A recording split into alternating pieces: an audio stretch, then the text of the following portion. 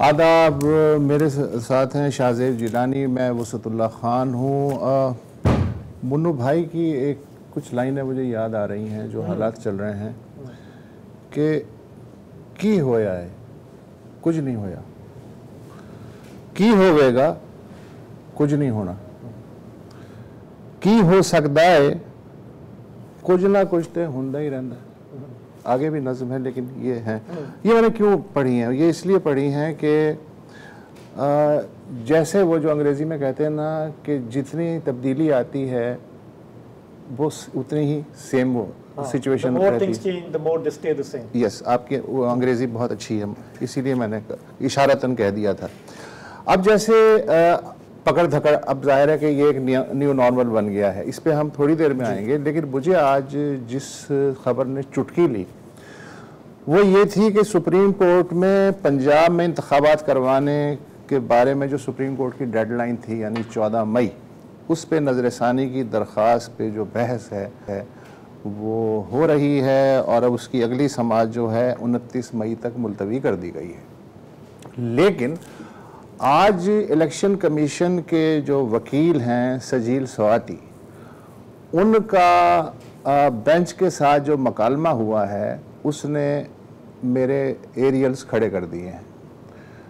मकालमा बड़ा लंबा है, उसमें से मैंने जो मतलब की लाइनें निकाली हैं वो ये हैं कि चीफ जस्टिस ने इलेक्शन कमीशन के वकील से पूछा कि आप किस बुनियाद पे कह रहे हैं कि 8 अक्टूबर तक सिक्योरिटी के हालात ठीक हो जाएंगे और इलेक्शन हो जाएंगे।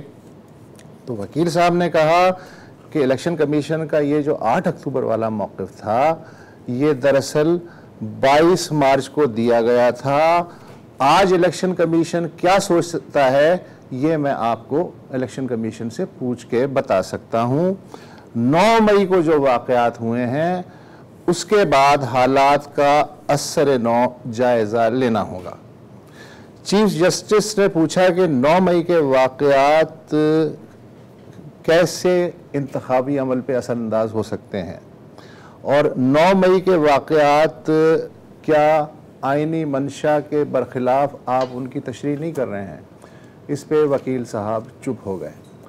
बज़ाहिर ये मकालमा है, अभी फैसला ज़ाहिर है इसका नहीं हुआ है, लेकिन ये जो मैंने टुकड़ा सुनाया है कि जी मैं इलेक्शन कमीशन से पूछ के बताऊंगा, ये जो 8 अक्टूबर वाला मौक़िफ़ है ये भी पुराना हो चुका है, अब जो नए हालात हैं उसमें हमें दोबारा देखना पड़ेगा। इसका मतलब ये है कि जो इस्टेब्लिशमेंट है उसका जहन मैं इस वकील के थ्रू अगर पढ़ूँ तो मुझे 8 अक्टूबर भी 14 मई नज़र आ रहा है। जी, मतलब तासुर ये मिल रहा है कि इलेक्शन कमीशन पीछे हट रहा है उस कमिटमेंट से भी जो पहले इन्होंने बात की थी कि पूरे इंतखाबात सारे एक साथ होंगे, अक्टूबर में होंगे। उससे ये बज़ाहिर पीछे हटते दिखाई दे रहे हैं। लेकिन ये एक बहुत ही अगर ऐसा है तो नहीं, इससे आप जहन का अंदाजा लगाएं। इसलिए कि आपको शायद याद हो कि जब 90 दिन में की मुद्दत नहीं गुजरी थी और सब सोच रहे थे कि पंजाब में और खैबर पख्तूनख्वा में इलेक्शन हो जाएंगे, क्या मसला है। आपको पता है पहला फायर क्या हुआ था? पहला फायर ये हुआ था कि अनयूजुअली खैबर पख्तूनख्वा और पंजाब के जो उस वक्त के गवर्नर्स थे, कायम मुकाम गवर्नर्स, उनकी मुलाकात हुई और उन्होंने पहला फिलर छोड़ा था कि देखें एक तो मईशत का इतना बुरा हाल है, दूसरे अमन व अमान की सूरत हाल ऐसी है, तो हमें तो नहीं लग रहा कि ऐसे मौक़े पे फौरी तौर पे सिर्फ 2 सूबों में इलेक्शन कराना दानिशमंदी है। ये था आर्केस्ट्रा का पहला साज। उसके बाद नए साज शामिल होते चले गए और पूरा आर्केस्ट्रा ने कहा जी सवाल ही नहीं पैदा होता। तो मैं इस वकील की जो बात है आज जो सुप्रीम कोर्ट में है उसको नए आर्केस्ट्रा की धुन का पहला बाजा समझ रहा हूँ। अच्छा, ये इससे भी जुड़ जाता है कि खुद इमरान खान ने भी खदशात जाहिर किए हैं कि ये गवर्नमेंट जो है ये अक्टूबर में भी इलेक्शन कराने में संजीदा नहीं है। हम देख रहे हैं कि उनकी पार्टी के कुछ लोग छोड़ते गए हैं, बल्कि मेरा ख्याल है अब 3 दर्जन से ज़्यादा छोड़ चुके हैं। आज इंटरेस्टिंगली कम से कम 3 रहनुमाओं के मैंने बयान देखे जिन्होंने पार्टी ना छोड़ने का ऐलान किया, और इनमें मियां महमूद रशीद, साबिक गवर्नर उमर सरफराज चीमा और यास्मीन राशिद। उन्होंने वाज़ेह तौर पे कहा कि जी कुछ भी हो जाए हम पार्टी नहीं छोड़ेंगे। इन बयानात को अगले 72 घंटे तक कम से कम वैलिड समझा जाए क्योंकि जो सिचुएशन चल रही है, जो दबाव बढ़ रहा है। अच्छा, इमरान खान साहब ने खुद भी कहा कि जी कि ये जो 9 मई के वाक़यात हैं ये इस्तेमाल किए जा रहे हैं मेरी पार्टी को तोड़ने के लिए। उन्होंने कहा कि मुल्क में इस वक्त एक गैर एलानिया मार्शल लॉ है। उन्होंने अदालत को दोबारा रुजू भी किया है, एक पिटिशन भी डाली है, एक ख़त भी लिखा है। ख़त लिखा है जो उन्होंने वो मुराद सईद साहब के हवाले से लिखा है कि उनकी ज़िंदगी को ख़तरा हो सकता है, चीफ जस्टिस जो है उस पर नोटिस लें। तो सुप्रीम कोर्ट में आज काफ़ी डेवलपमेंट्स हुई हैं। एक और जो हमने देखी डेवलपमेंट, जो सुप्रीम कोर्ट के अंदर के जो मामलात हैं कि जो ऑडियो लीक्स पे कमीशन बनाया गया था 3 रुकनी काजी फायज ईसा साहब की सरबराही में, उसके हवाले से सुप्रीम कोर्ट ने 5 रुकनी एक बेंच तश्कील दिया है जिसमें चीफ जस्टिस साहब बंदयाल साहब खुद भी बैठेंगे। ऑडियो लीक्स में इनका भी एक पासिंग रेफरेंस इनडायरेक्ट रेफरेंस बनता है। तो मामला जो हैं वो उस लेवल पे तो अभी काफ़ी अच्छा। एक और जो डेवलपमेंट है, इससे पहले कि मुझे पता है कि आप मलिका बुखारी के बारे में बात करना चाहेंगे। आज ये हो चुका है कि जिना हाउस के जो 16 मुबैना मुलजिम हैं उनको इंसदाए दहशतगर्दी की अदालत ने एक MPA हैं मियाँ अकरम उस्मान उन समेत फ़ौज के हवाले करने की मंजूरी दे दी है। और एमनेस्टी ने आज फिर ताज़ा तरीन बयान जो है जारी किया है कि सिविलियंस के मुकदमे सिविलियन अदालतों में और सिविलियन कानून के तहत चलाए जाएं, फ़ौजी कानून के तहत ये केसेस। ये दूसरा बयान है एमनेस्टी का पिछले 1 हफ्ते में। और फिर आपने एक तस्वीर और भी देखी होगी कि साबिक गवर्नर पंजाब हैं उमर सरफराज चीमा, उनको हथकड़ियाँ लगा के पेश किया गया है। तो ये है। और आज की जो प्रेस कॉन्फ्रेंस है, वैसे तो अब रोज़ हो रही है, एक्चुअली रोज़ हो रही है, और लेकिन I was slightly struck by आज देखी प्रेस कॉन्फ्रेंस मलिका बुखारी साहिबा की। वो लीगल स्पोक्स पर्सन थी इमरान खान साहब की पार्टी की। वो विजिबली काफ़ी शेकन नज़र आ रही थी जितने दिन उन्होंने गुजारे हैं अडियाला जेल में।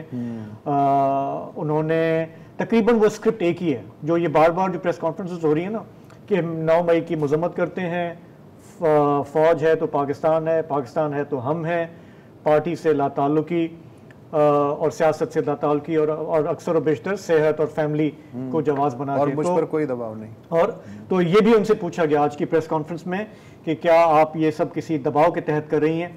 सुनिए उन्होंने क्या कहा। हर किसी की पार्टी छोड़ने की अपनी वजूहात हो सकती। एज अ पाकिस्तानी शहरी, एक मुहिब वतन पाकिस्तानी, जो सब कुछ हुआ मैं उसके साथ खड़ी नहीं हो सकती। तो मैंने अपनी सोच के मुताबिक, अपनी दानिश के मुताबिक अपनी फैमिली को टाइम देने का फ़ैसला किया है, और वकालत का जो प्रोफेशन है उसके अंदर अहम किरदार अदा करने का फ़ैसला किया है। नहीं, कोई दबाव नहीं है। देखिए, आप, मुझे नहीं पता कि कितने लोग यहाँ इस जो महफिल में बैठे हैं, मेरे भाई और बहनें जो जर्नलिस्ट हैं, कितने दिन अडियाला में टाइम गुजार के आए हैं।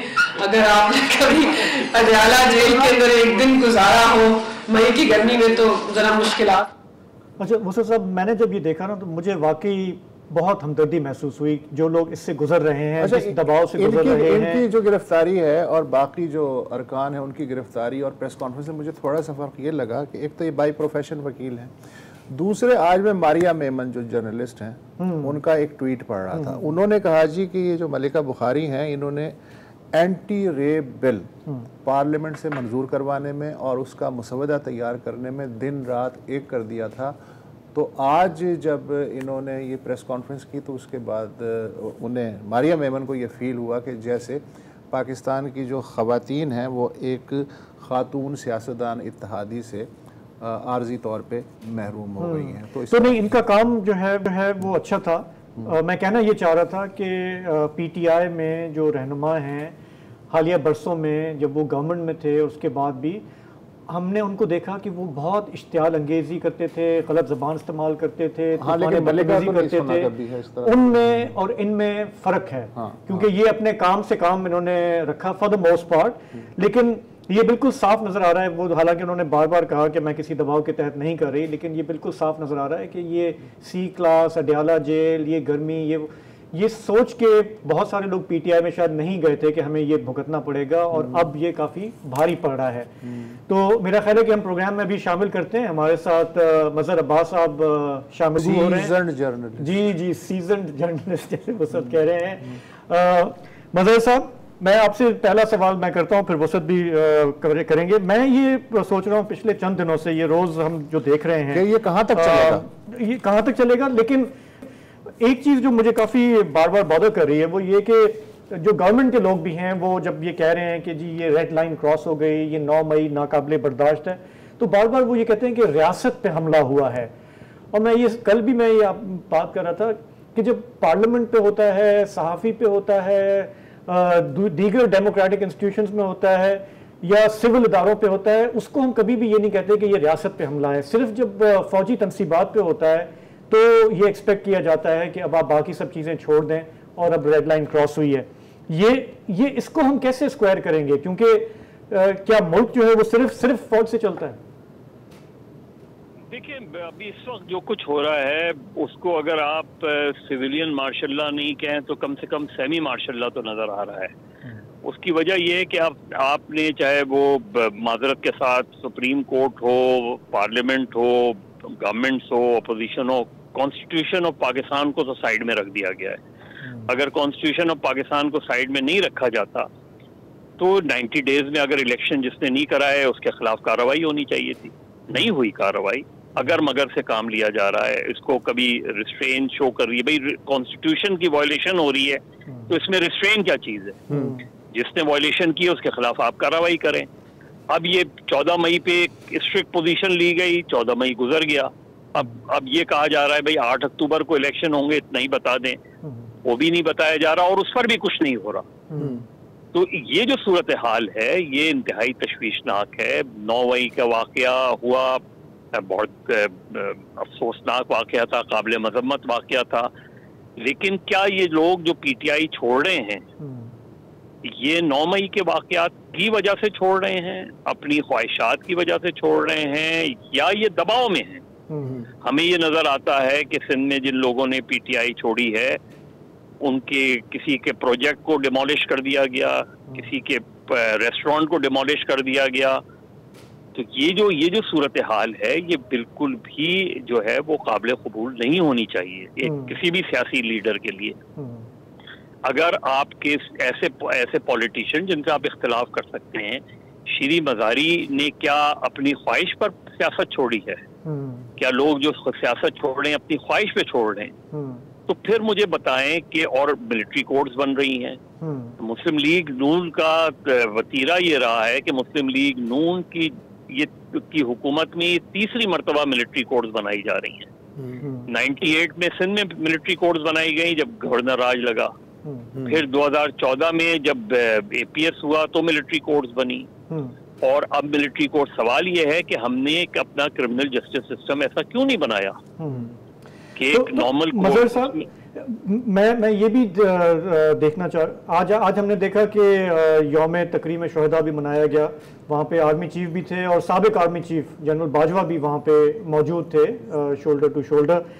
और मैं ये सोच रहा था कि एक आर्मी चीफ पे इल्ज़ाम है कि उन्होंने पॉलिटिकल इंजीनियरिंग की, 2018 का इलेक्शन स्टील किया, वो इमरान खान को लेकर आए, और अब दूसरे आर्मी चीफ पे ये इल्ज़ाम लग रहा है कि वो पीटीआई को डिसमेंटल कर रहे हैं। इंस्टीट्यूशन हमारा वही है। इस पे थोड़ी सी आपकी राय लेंगे, एक छोटा सा ब्रेक लेते हैं फिर वापस आते हैं।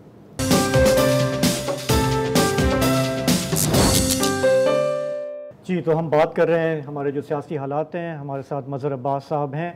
मजहर साहब, बाज़ लोग कहते हैं कि हमारी रियासत जो है वो एक बायपोलर रियासत है, किसी को चाहती है टूट के चाहती है, सर पे बिठा देती है, फिर जब बिगड़ती है तो बिल्कुल पटक के गिरा देती है।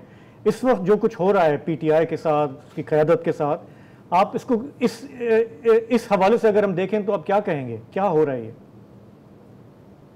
देखिए, ऐसी ये कोई पहली मर्तबा तो हो नहीं रहा। बदकिस्मती ये है कि हमारी जो जितनी भी पॉलिटिकल फोर्सेस हैं वो इस चीज़ को एंजॉय करती हैं अगर उनके मुखालिफ के साथ वही चीज़ हो रही हो। और ये हमने बारहा देखा है, आप जिस तरह वफादारियां तब्दील होती हैं। लेकिन मुझे जो तशवीश हो रही है वो ये हो रही है कि पहली मर्तबा एक नया रुझान देखने को मिल रहा है, और वो रुझान ये है कि लोग पार्टी नहीं छोड़ रहे, लोग सियासत छोड़ रहे हैं।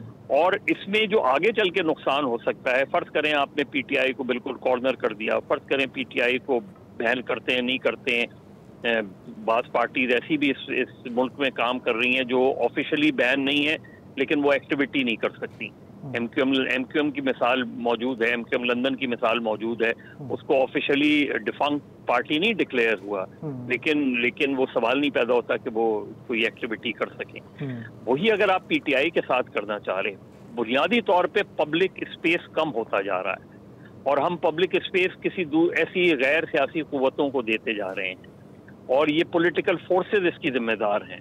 आज हम इमरान खान की बेशुमार सियासी गलतियां हैं, अगर हम गिनना शुरू करें तो बेशुमार हैं, लेकिन पीटीआई को ख़त्म करके क्या आप पॉलिटिकल स्पेस बढ़ाएंगे या कम करेंगे?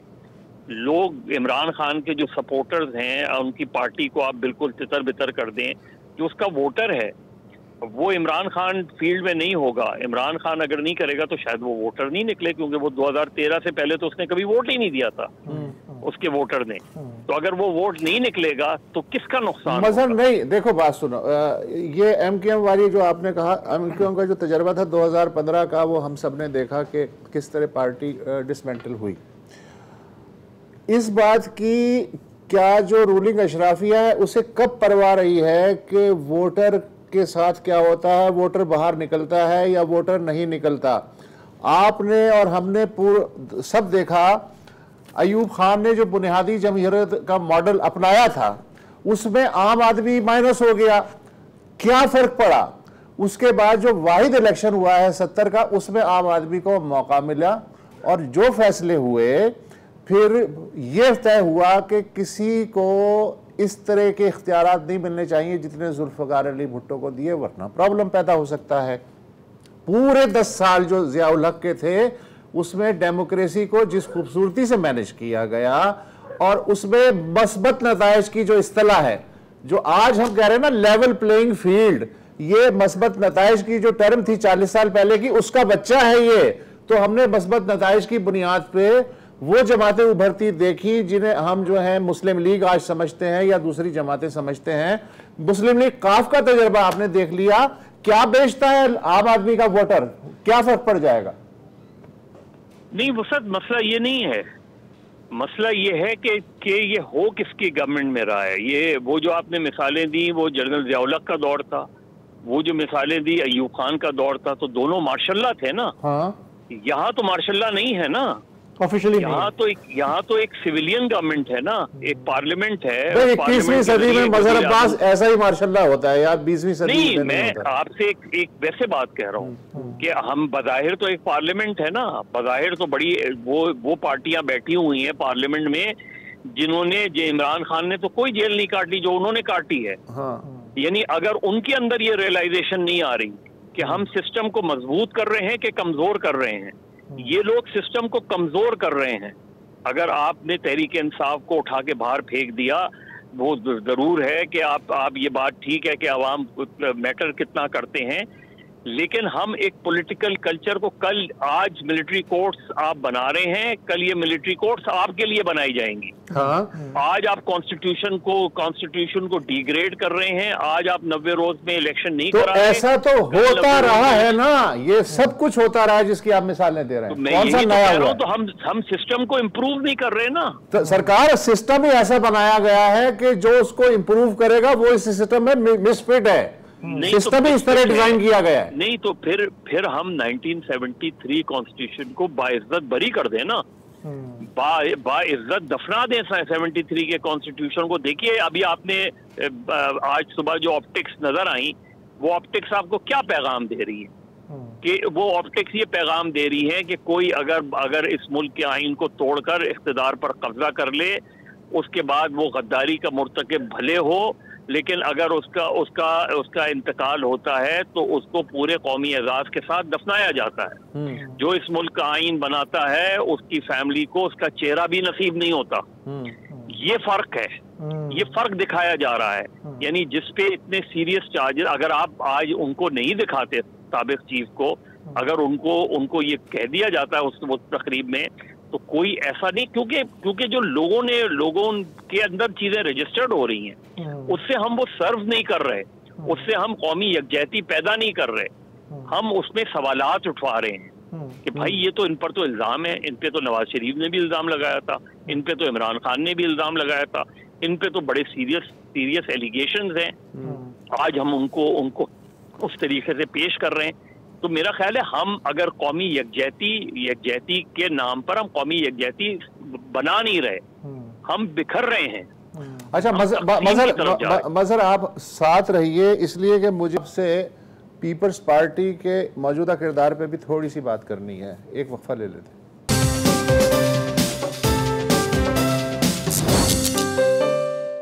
Welcome back. ये जो ऊँट है किस करवट बैठ रहा है और कल ये ऊँट जो है उठेगा, बैठेगा या मज़ीद लेटेगा, इस पे हम गुफ्तगू कर रहे हैं मजहर अब्बास से। मजहर, वक्फे से पहले मैंने कहा था कि मैं पीपल्स पार्टी के बारे में भी थोड़ी सी बात करना चाहता हूँ।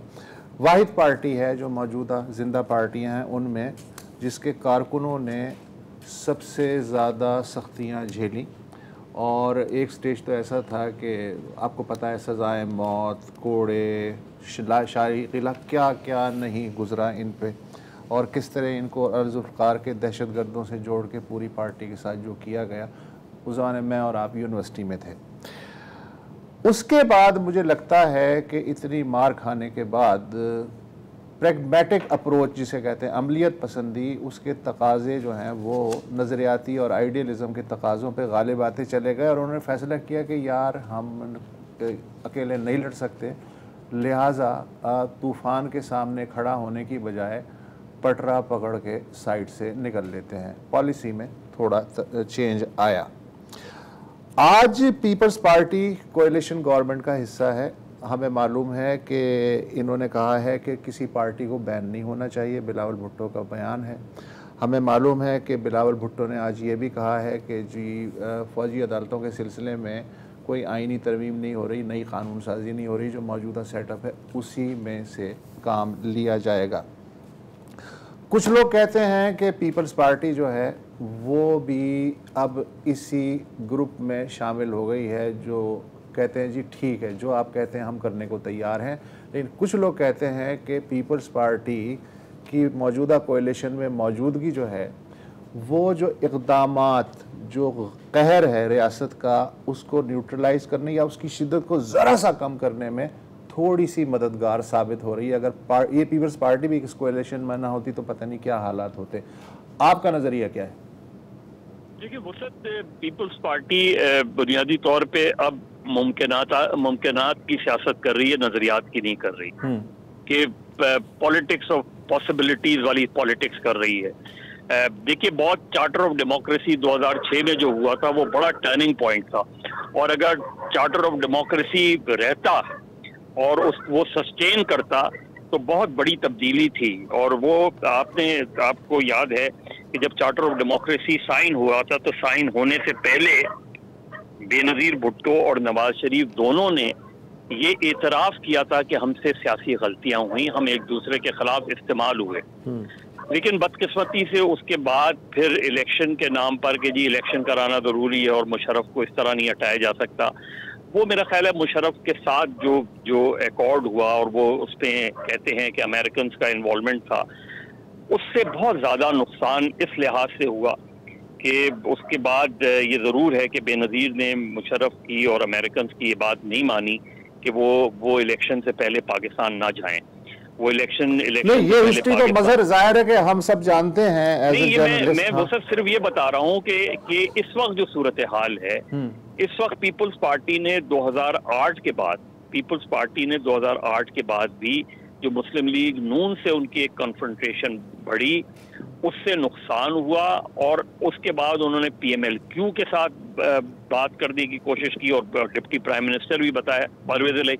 आज जब मैं पुराने पॉलिटिकल वर्कर से बात करता हूँ जिन्होंने 10-10 साल जेलें काटी हैं, जिन्होंने कोड़े खाए हैं, वो ये कहते हैं कि जो PTI के साथ हो रहा है वो अच्छा नहीं हो रहा। जो वो कहते हैं कि हमें इसको सपोर्ट नहीं करना चाहिए। जिस तरह उनका ख्याल है कि हमने पंजाब लूज कर दिया 2013 के बाद, हम पंजाब में गए ही नहीं पलट के, और पंजाब का वोटर निकल गया। मैंने पंजाब की पीपल्स पार्टी के लोगों से बात की तो उन्होंने कहा जी हमारे तो वोटर सारी जिंदगी जवान हुए थे मुस्लिम लीग नून के खिलाफ। जब आपने मुस्लिम लीग नून से जो जरदारी साहब ने उनके साथ इत्तेहाद किया तो पीटीआई का इमरान खान को नून के खिलाफ जब बात करता था तो हमें उसके अंदर वो नजर आता था कि पीपल्स पार्टी बोल रही है। तो वो ये एक जो तब्दीली आई है उसको काउंटर नहीं किया पीपल्स पार्टी ने। पीपल्स पार्टी ने पंजाब में एक ऐसा लगा जैसे पंजाब सरेंडर कर दिया। अच्छा, अभी आपने शुरू में कहा था कि डिफेक्टो, ऐसा लगता है डिफेक्टो मार्शल लॉ जैसी सिचुएशन है, तो इसमें पीपल्स पार्टी अपनी पूरी तारीख समेत जो कि चेकर्ड हिस्ट्री है उस समेत आपको अजीब सी लगती है, या आपका नज़रिया ये है कि यार इनको रहना चाहिए, कम से कम ये है कि सियासी गेम से बाहर तो ना हो? वसत अगर देखिए दो बड़ी गलतियां हुई हैं। इमरान खान को 2018 में हुकूमत नहीं बनानी चाहिए थी, कमजोर हुकूमत नहीं ये वही गलती है जो 88 में बेनजीर भुट्टो ने की कि आपको इमरान खान ने मर्जी से थोड़ी हुकूमत बनाई थी, आपको भी पता है। 2018 में जो है अगर इमरान खान के साथ बेनजीर के पास वक्त था, इमरान खान जाहिर है 2018 में डेस्परेट हो गए और डेस्परेट में कॉम्प्रोमाइज गवर्नमेंट बनी और वही उनको ले बैठी, वही पार्टनर्स उनको ले बैठे। सर बेनजीर ने जो हुकूमत बनाई थी उस वक्त जो सूरत हाल और हालात और नफ्सियात बिल्कुल मुख्तलिफ थी। इमरान खान से मेरा ख्याल है कंपैरिजन अजीब सा लग रहा है। मुसा साहब मैं कुछ बोलूं? हाँ। मदर साहब सॉरी मैं आपको इंटरप्ट कर रहा हूँ। मैं आप दोनों की ये दानिशवराना गुफ्तगू सुन रहा हूँ। मैं एक प्रैक्टिकल सवाल करना चाह रहा हूँ मजहर साहब से, उनके तजुर्बे की बुनियाद पे। मजहर साहब, ये तो हम देखें तारीख को तो हम पीटते रहते हैं और हमारी उम्रें भी ऐसी हो गई हैं कि हमें चीजें ये इतनी याद है कि हम घूम फिर के वापस माजी में चले जाते हैं। हमारे जमाने में तो ये होता था। मेरी ख्वाहिश ये है कि लोगों को कुछ आगे का पता हो, हर कोई आगे की सवाल कर रहा है। मेरा एक छोटा सा सवाल आपसे ये है कि अब हम जहां पे आके खड़े हो गए हैं, या जिस तरह इमरान खान साहब ने जो भी गलतियां की हैं, जो भी है जहां पे हम खड़े हैं, आपको अब क्या नजर आता है कि अब उनके पास कोई ऑप्शन बचा है, कोई रास्ता बचा है? Is there anything he can do, या वो बंद गली में जा चुके हैं? देखिए वसत और शाहजेब, मुझे ये लग रहा है, हो सकता है मैं गलत हूँ, मुझे लग रहा है पीटीआई को इलेक्शन से बाहर नहीं किया जाएगा।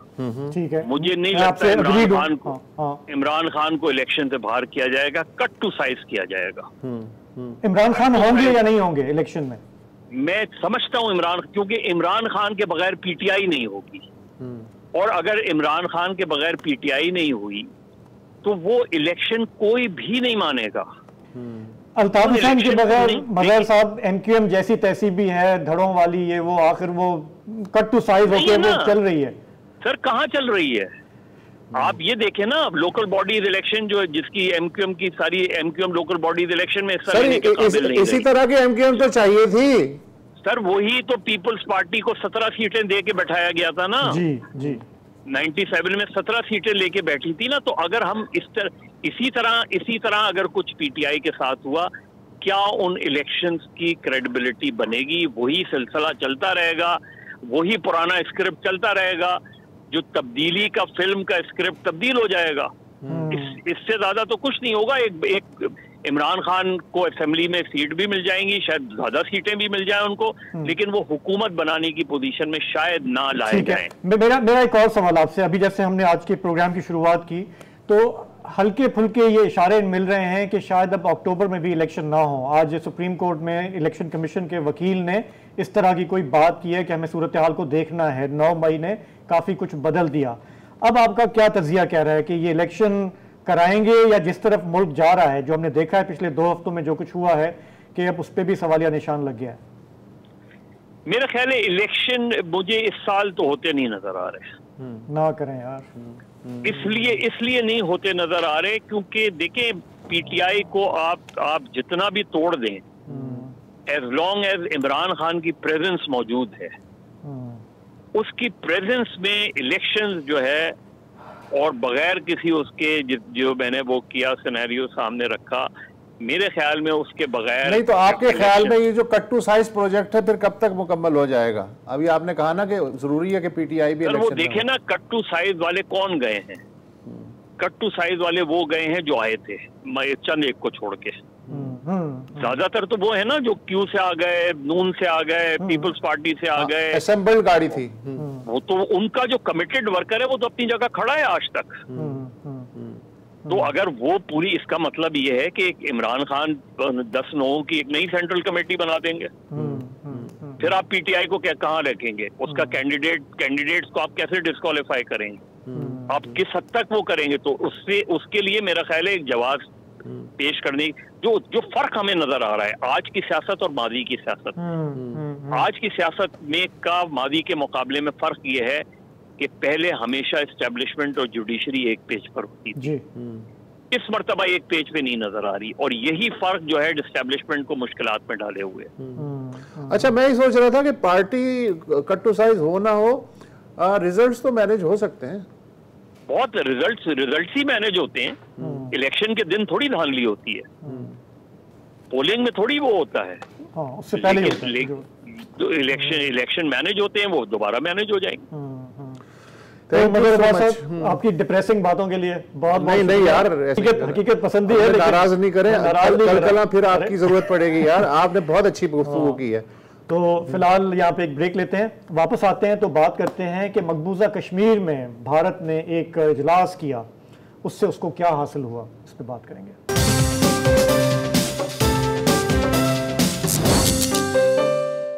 Welcome back. इस दुनिया में तरह तरह के इक़्तिसादी ग्रुप्स हैं, रीजनल अलायंसेस हैं। उन्हीं में एक ग्रुप का नाम है G20। एक तो G7 है जो इंतहाई तरक्की याफ्ता सनदी ममालिक हैं, उनका क्लब है, और G20 में जो मिडल रैंकिंग जो ममालिक हैं वो भी शामिल हैं सनदी ममालिक के साथ साथ 20 ममालिक। इसकी सदारत जो है वो रोटेट होती है, और 2023 की जो सदारत है वो आपको पता है इंडिया के पास है। अभी हाल ही में गोवा में जो इजलास हुआ उसमें जो पंजा छक्का हुआ हिंदुस्तान और पाकिस्तान को लेके, तो सारी की सारी तवज्जो जो है वो उसी पे चली गई थी मीडिया की। उससे पहले अरुणाचल प्रदेश में भी एक वर्किंग ग्रुप का इजलास हुआ, तो चीन ने सख्त एहतजाज किया। हालांकि चीन भी G20 में शामिल है, तो भारत का भी दावा है कि अरुणाचल उसका हिस्सा है, और चीन का भी दावा है कि भारत ने अरुणाचल पे कब्ज़ा किया हुआ है, दरअसल वो चीन का हिस्सा है। लेकिन कल श्रीनगर में एक 3 रोज़ा जो इजलास था सियाहत से मुतालिक G20 के वर्किंग ग्रुप का, वो ख़त्म हुआ। जब यह ऐलान हुआ था कई महीने पहले कि ये इजलास श्रीनगर में होगा, तो उसी वक्त हाहाकार मचनी शुरू हो गई थी। और अभी जो इजलास हुआ है उससे कोई 1 हफ़्ते पहले अक़वाम मुत्तहिदा के खुसूसी एलची बराए अक़लियती उमूर हैं फर्नांडो डी वैनस, उनका कहना था कि G20 के इजलास का श्रीनगर में होना दरअसल एक मखौटा है, जिसके पीछे रियासत के एबनॉर्मल हालात को नॉर्मल ज़ाहिर करने की कोशिश है। इस पे ज़ाहिर है कि भारत का तिलमिलाना बनता था, और उन्होंने सख्त एहतजाज भी किया कि अक़वाम मुत्तहिदा के एक अहलकार ने इस तरह की ज़बान इस्तेमाल की है। तो ये सिलसिला चलता रहा, लेकिन बहरहाल 3 दिन का इजलास कल खैरियत से हो गया। और इसमें हुआ ये कि G20 के कुछ जो अरकान हैं उन्होंने एब्सेंट थे वो, या कुछ ने बहुत ही लोअर कैटेगरी के जो ऑफिशल्स थे वो भेजे थे, यानी अपने जो फुल फ्लैज कहना चाहिए कि टूरिज़म के सेक्रेटरी या मिनिस्टर्स वो नहीं भेजे थे। मसलन अगर हम देखें तो इसमें चाइना जो है उसने पहले ही कह दिया था कि चूँकि ये मुतनाज़ा इलाक़ा है इसलिए कम अज़ कम मैं तो इसमें शरीक नहीं हो सकता। जहाँ तक सऊदी अरब, तुर्की, मिस्र, इंडोनेशिया और ओमान का ताल्लुक़ है, तो उन्होंने इस इजलास में अपने जो बहुत ही लोअर रैंक के सफारती एहलकार थे जो दिल्ली के सफारत खानों में थे, उनसे कहा यार जाके देख लेना ज़रा कोई जिम्मेदार वहां से नहीं आया। तो जाहिर है अपने भेजे अपने अपने लोअर रैंक के। हाँ, ये मैंने हिंदुस्तान टाइम्स में खबर पढ़ी थी। तुर्की ने शायद बिल्कुल ही चीन का साथ दिया था, लेकिन बाकियों ने, ओमान वगैरह ने एक अलामती शिरकत की, लेकिन वो जो एक मौसर शिरकत है वो नहीं की। लेकिन इंडियन मीडिया या इंडियन जो गवर्नमेंट है उसका कहना जी 60 के करीब गैर मुल्की मंदूबीन ने शिरकत की। अब ये है G20, 60 मंदूबीन है ना। अच्छा, उसमें उन्होंने वो जो सफारत खानों के ऑफिसर्स वगैरह थे वो सारे शामिल करके जो है गिनती पूरी कर दी। बेसिकली उन्होंने एक टूरिज्म का इवेंट रखा हुआ। अच्छा सुने तो, और बहुत ही प्यारा उन्होंने अरेंज किया। मसलन कोई 1 महीना पहले इससे इंतज़ामात के तहत उन्होंने क्या किया कि जो उनकी नज़र में मुश्तबा कश्मीरी थे, उनको कहा गया कि भैया ये जो 3 दिन है इसमें आप अपने घरों में रहेंगे, बाहर से बहुत सौ के उन्होंने कुंडा भी लगा दिया। और उन्होंने कहा अगर बहुत ही इमरजेंसी हो तो जो मुतल्लिका हुकाम है आप उनसे रब्ता कर सकते हैं कि यार किसी की तबीयत वगैरह ख़राब है तो उसे कम से कम हॉस्पिटल जाने दो। तो सबको पाबंद किया गया कि आप घरों के अंदर रहेंगे। श्रीनगर और उसके अतराफ ठीक ठाक छापे मारे गए और प्रिवेंटिव किस्म की गिरफ्तारियां की गई। डल झील जिसके किनारे जो एक वो कॉम्प्लेक्स था उसमें ये इजलास हुआ, बहुत ही खूबसूरत है, मुझे देखने का शर्फ भी हासिल हुआ। हाँ। डल झील के अंदर और बाहर मैरीन कमांडोज थे ताकि कोई ज़ाहिर अटैक ना हो जाए, जिस तरह की वहाँ की सूरत हाल है। जो फौजी चौकियाँ हैं जैसे लाल चौक वगैरह में, उनको उन्होंने छुपा दिया G20 खुश आमदीद के झंडों के नीचे। तस्वीरें हैं हमारे पास कि वो कैसे ढके छुपे अंदाज में। मसला क्या था कि जी रियासत बहुत नॉर्मल है जी। अच्छा, उसके लिए क्या किया कि जितनी गुजरगाहें थी जो इस वेन्यू की तरफ आती थी उनको उन्होंने ब्लॉक किया। आम कश्मीरियों से कहा कि आप एग्जिस्ट ही नहीं करते, आप गायब हो, नजर ना हो, नजर नहीं आना, हमें कश्मीर दिखाना है, नॉर्मल दिखाना है। तो नॉर्मल दिखाया उन्होंने। डल लेक की मेहमानों को सैर भी कराई, बुलेवार्ड एवेन्यू बहुत ही प्यारा है ना वहाँ उन्होंने शॉपिंग कराई। ऐसा नहीं कि बाजार खुले हुए थे, जो सिलेक्टिव सोवेनियर्स की दुकानें थी वो खुली हुई थी। फिर उन्होंने कहा जी यहाँ की अजीम जो सूफी रिवायात हैं उसमें और G20 के नज़रिए में एक मुताबिकत है। तो आप जो हैं आप देखें कि अजीम सूफी कल्चर जो कश्मीर का है वो उसकी यादें आप अपने साथ लेके जाएंगे। तो इस तरह मिल मिला के मैं ये जानना चाहता हूँ कि ये जो इतनी बड़ी एक्सरसाइज हुई है, हाँ, लेकिन जो वेस्टर्न कंट्रीज़ थे, जो यूरोपियन कंट्रीज़, खुसूसन अमेरिका, UK वगैरह, आप तो जानते ही हैं, तो उन्होंने फुल फ्लेज शिरकत की। और बाकी तीसरी दुनिया के ममालिक या कुछ इस्लामी ममालिक या चाइना, इन्होंने ये किया। तो इससे क्या फ़र्क पड़ता है? तो देखिए, ये था तो एक इवेंट था, एक ड्रामा था, उसको हम कह सकते हैं कि आपने पूरी दुनिया की आंखों में धूल झोंकने की कोशिश की। आपने एक हेविली मिलिटराइज रीजन दुनिया का, जिस पे 2 न्यूक्लियर ताकतें आमने सामने आती रहती हैं, आपने दुनिया को आतंकवाद से जूझ रहा है, आतंकवाद से जूझ रहा है। आपने ये इंप्रेशन देने की कोशिश की कि जी हमने ये कर लिया है, संभाल लिया है, टेक ओवर कर लिया है। 370 के बाद हम ये हमारे लोग यहाँ पे अमन अमान है, कुशल मंगल है। आपने शायद बात की कि वहाँ पे मीडिया का कैसा बिल्कुल ब्लैकआउट है, लॉकडाउन मीडिया कौन सा? वहाँ पे कुछ 4 सहाफ़ी जो है, प्रोमिनेंट सहाफ़ी जो है, वो उनके लिए committee for protection of journalist, उन्होंने अभी इसी हफ्ते भी उन्होंने बयान दिए, उनको आपने ज़बानबंदी की हुई है, आपने इतनी सख्तियाँ की हुई हैं। तो ये जो डिप्लोमेट्स गए, ज़ाहिर है कि उनके मफादात हैं इंडिया के साथ, उनके माशी मफादात हैं, लेकिन बेवकूफ़ तो नहीं बना सकते आप आजकल की दुनिया में। तो दिल बहलाने को ये ख्याल ठीक है। हमने देखा कि हमारी तरफ से बिलावल भुट्टो जरदारी फॉरेन मिनिस्टर, वो गए गोवा गए थे, नहीं हमारे वाले कश्मीर में वो गए उन्हीं दिनों में, उन्होंने वहाँ से अपना पॉइंट ऑफ व्यू दिया, तो वो उन्होंने किया। लेकिन बहरहाल मेरा ख्याल है कि आप अपने आप को बेवकूफ़ बनाने वाली बात अभी तो जुलाई में सरबराह इजलास भी है जी, उसमें जाहिर है कि देखते हैं क्या होता है, देखते हैं क्या शहबाज शरीफ साहब को मदू तो करना पे मजबूर हैं, वो करेंगे, क्या होता है। आज इतना ही, कल जुमा है, कल आप इतना ही बोलेंगे जितना आज हम बोले, लिहाजा कल तक इजाज़त दीजिए, हम भी इंतज़ार करेंगे। खुदा हाफ़िज़।